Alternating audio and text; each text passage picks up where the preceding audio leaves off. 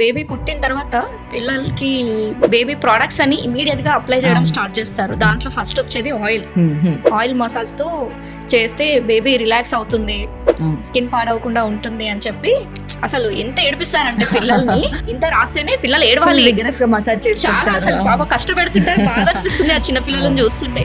ఆ మసాజ్ అనేది అంత హార్డ్ గా చేయాల్సిన అవసరం ఉందా? మా ఆయిల్ పార్ట్కి వస్తే మాత్రము ద 2 ఆయిల్స్ అసలు వాడకూడదు.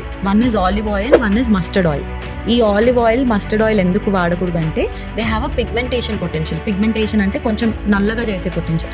సో కాన్స్టెంట్ స్క్రబ్బింగ్ అంటే ఇలా రబ్ చేస్తుంటే బేబీ స్కిన్ థిక్కెన్ అయిపోయి డ్రై అయిపోయి పిగ్మెంటేషన్ వస్తుంది. అపార్ట్ ఫ్రమ్ దట్ సరే మసాజ్ కోసం కొంచెం బేబీకి రిలాక్సింగ్ ఉంటుంది అంటే బేబీ మాయిశ్చరైజర్ పెట్టి కొంచెం ఒక 3 minutes మసాజ్ చేయగలిగితే చాలు. అది రిలాక్సింగ్ ఇస్తుందా బేబీకి అండ్ ఆల్ కన్నా it is your satisfaction. Okay baby మంచిగా రిలాక్స్డ్ ఉంది అని.